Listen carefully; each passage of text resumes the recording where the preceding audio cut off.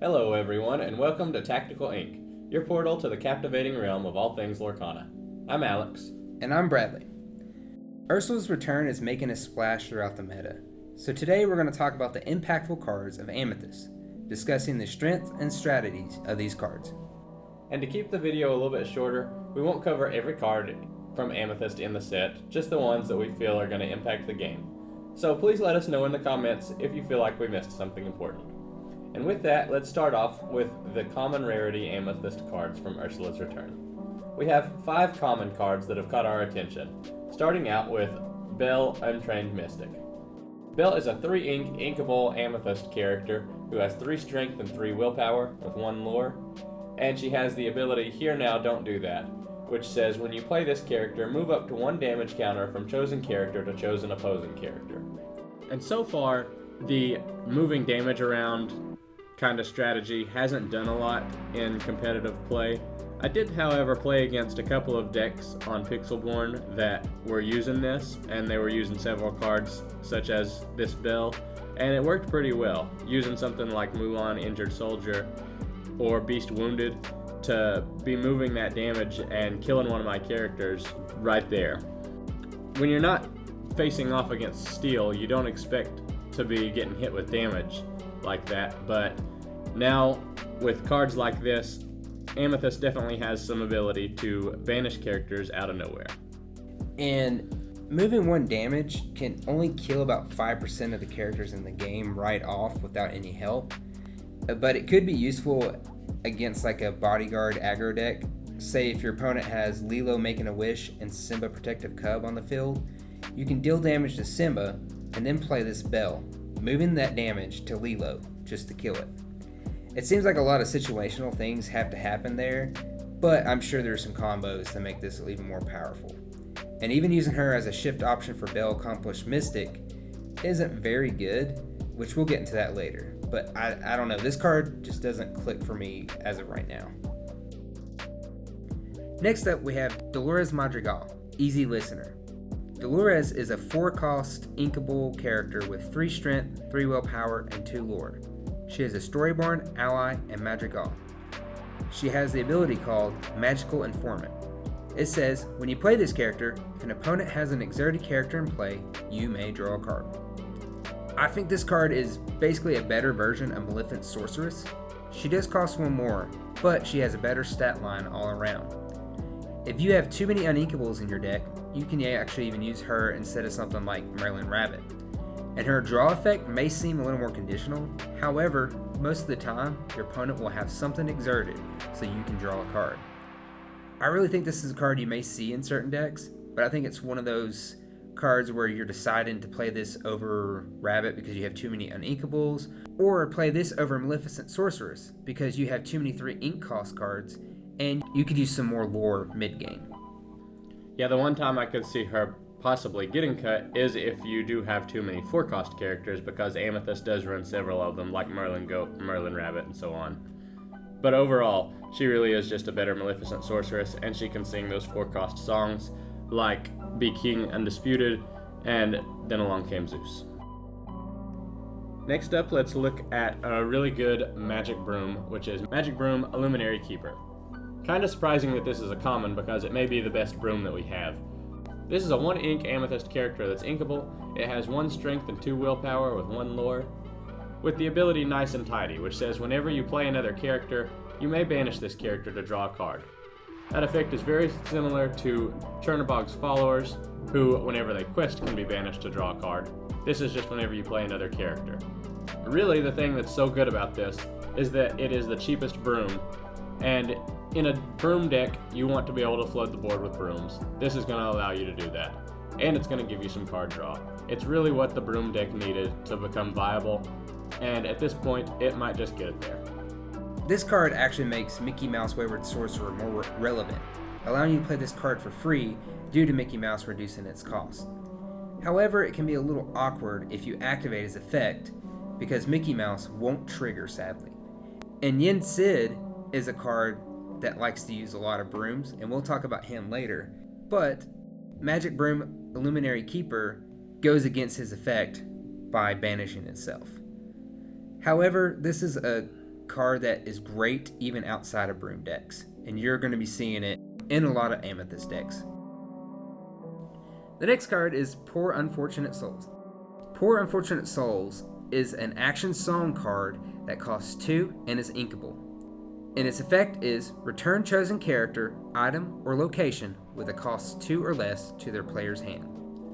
So this is a 2 ink befuddle that can also hit locations. And while that makes it okay, this card really shines because it's a song, meaning you can play it for free. Adding location to the effect as well gives it a lot more versatility, allowing you to remove those pesky early locations such as Pride Lands and the Jolly Roger. You can even throw Ursula, Deceiver of All into the mix, and you can sing this card twice, getting rid of a lot of early aggro decks early in the game. Yeah, if you're playing either Amethyst Steel or Amethyst Sapphire, running the ever-popular items Popsicle or Fortisphere, you could use this to return one of those cards to your hand and play it again for some extra card draw, which could end up being helpful.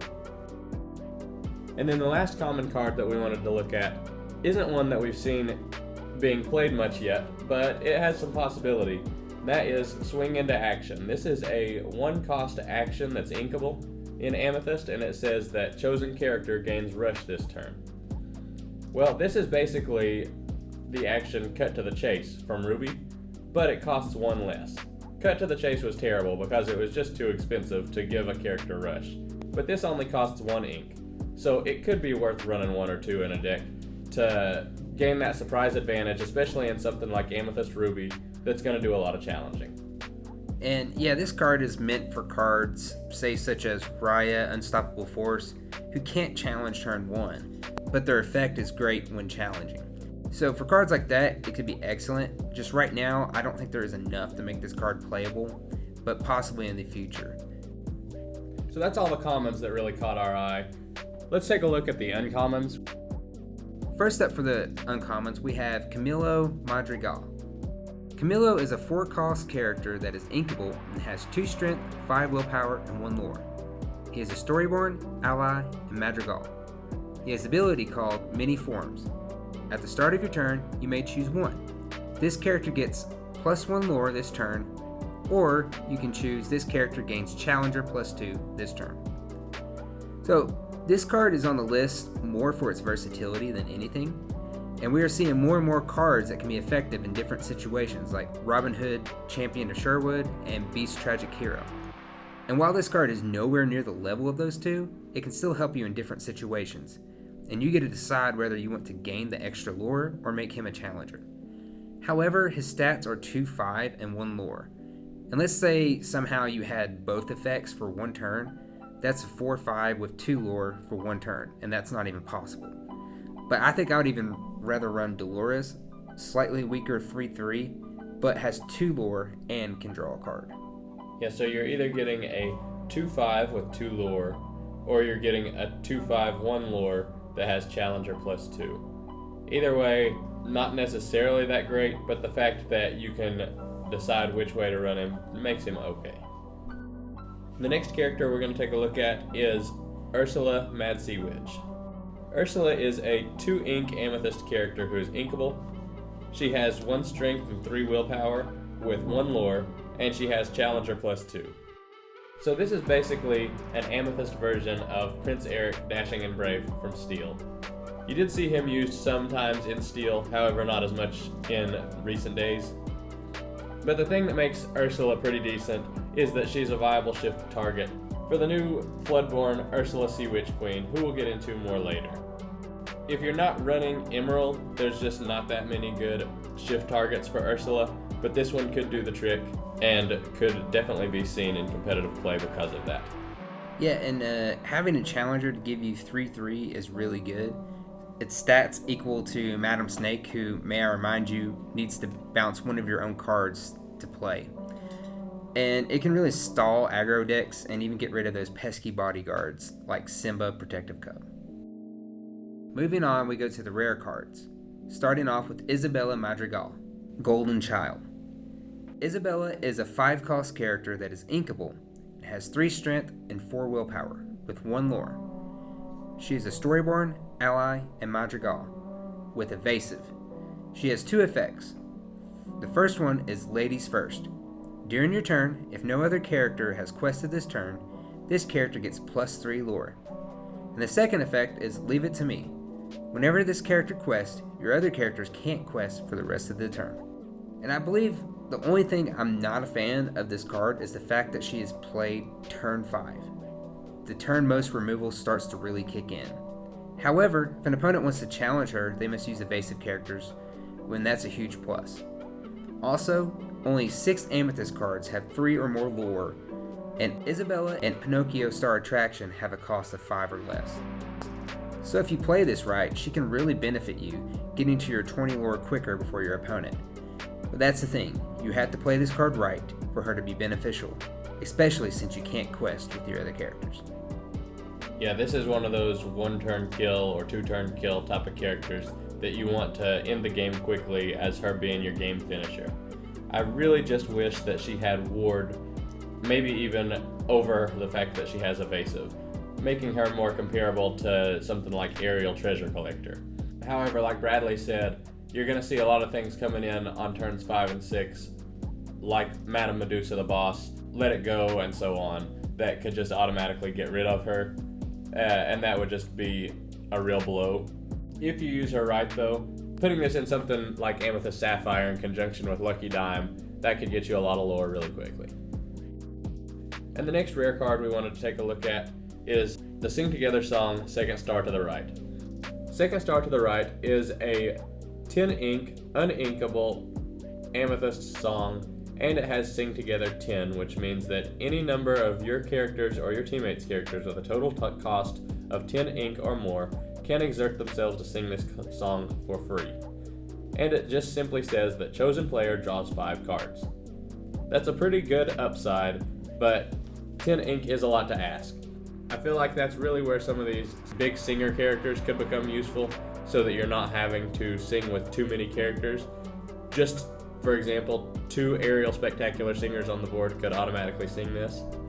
Or it's kind of like having a whole new world, but you're the only one drawing cards, your opponent's getting nothing. Another thing to note that's pretty awesome is if you were to use this and sing it with Ursula, Deceiver of All, you would be then drawing 10 cards rather than 5, because she would sing it twice. And to just add to the pile of awesome that could happen, if you sang this with Ursula, Deceiver of All and Jafar, Striking Illusionist, these 2 characters put together have a total cost of 10. Ursula would sing it twice to draw you 10 cards, and then Jafar would gain you 10 lore off of that. If you were to be able to set this combo up, it's probably a game winner. So yeah, the good is definitely drawing 5 cards, even possibly without paying any ink. And the bad is it can be a dead card in your hand at 10 cost. And since it's uninkable, you also get into the question, how many copies should I run in my deck? You don't want to be sitting with multiple copies of this card in your hand and maybe not even get to play it. So this card is just going to be a card that you must build your deck with a focus on singing high ink value cards. Singer decks using Ariel Singing Mermaid and Cinderella Melody Weaver, or even using Floodborn decks with something like Jafar, Striking Illusionist, or even the new Ursula, Sea Witch Queen. I think you're going to see this card being played every now and then, but rarely will you see it pop off. Next up, we get into the super rare category. And starting off is Belle, Accomplished Mystic. Belle is a 5-cost character that is inkable with 4 strength, 4 willpower, and 2 lore. She is a Floodborn, hero, princess, and sorcerer. She has Shift 3, and the effect called Enhanced Healing. When you play this character, move up to 3 damage counters from chosen character to chosen opposing character. So this card has 2 flaws for me. Number 1, we have another card that I believe you have to build a deck around consistently to see this card play as intended. Mixing this with Ruby cards such as Mother Gothel, Beast Wounded, and throw in Donald Duck Not Again as well would be perfect for it. And number 2, Belle's shift targets are mid at best. Maybe we'll get some in the future that will help change this. I'm not sure, but right now this card is just not the best of the crop because of that. Belle really needs a lower cost version of herself to be able to shift onto, for this as well as Bell Hidden Archer. However, I have played against this and it did okay, and it did give me some trouble at times. Being able to move that damage around can be a pretty decent removal option that you wouldn't be expecting. I just think there's probably better options out there. The other super rare card that we wanted to take a look at is Bruno Undetected Uncle. Bruno is a 4-ink inkable Amethyst character who has 3 strength and 3 willpower and 1 lore. He also has evasive, and he has the ability You Just Have to See It, which says to exert this character, name a card, and reveal the top card of your deck. If it is the named card, put that card into your hand and gain 3 lore. Otherwise, put it on the top of your deck.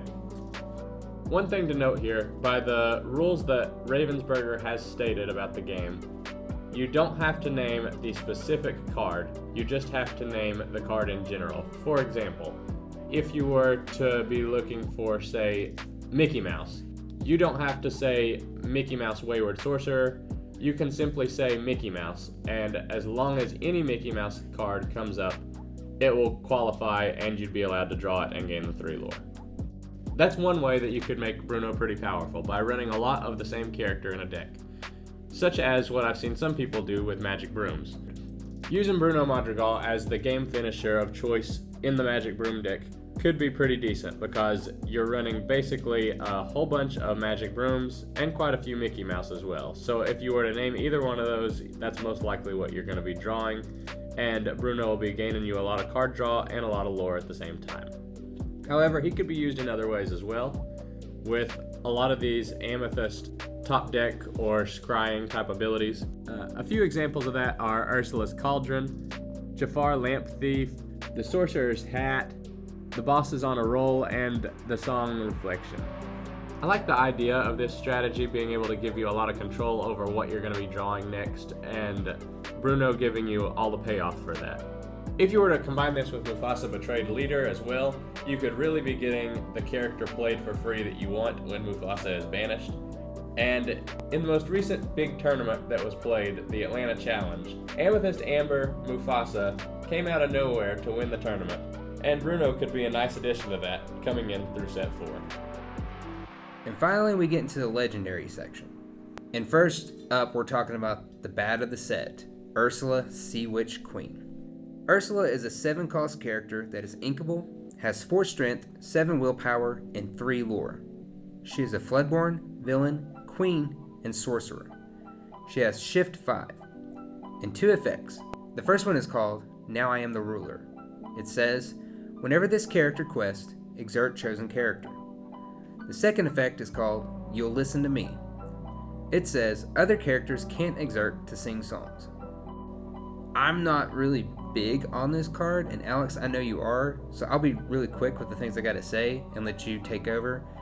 But this card can be great, especially against decks like Still Song, preventing them from actually singing for free, or even control decks using Be Prepared if they do sing it for free. However, you can still hard cast those songs and it still be okay. And since she won't be coming out till turn 5, 6, or 7, your opponent will more than likely have enough ink to use those cards anyways. Yes, this can set them behind a little bit, but to pay that much ink, I don't know if playing Ursula Sea Witch Queen for something like that is worth it. But what I really love about her is that she is a repeatable Elsa Snow Queen by exerting your opponent's characters, but she can also gain you lore at the same time.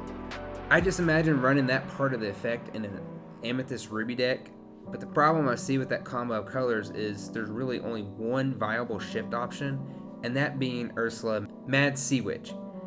And the problem is that if you're challenging with Ursula Mad Sea Witch early in the game, like the card wants you to do, you're risking losing your shift option to get Ursula Sea Witch Queen out sooner. Now the other way I see using this card is through Emerald Amethyst, and it works perfect because Ursula Deceiver is just a vanilla card after you play her. But another issue is, with the exerting effect, is that many of your Emerald cards aren't challenging your opponents outside of a few Amethyst cards too. I just don't see a lot of challenging there. But Alex, you're higher on this card, so convince me to turn to the dark side. Yeah, the things that I see being so good about her are just the simple things, and that's her stats.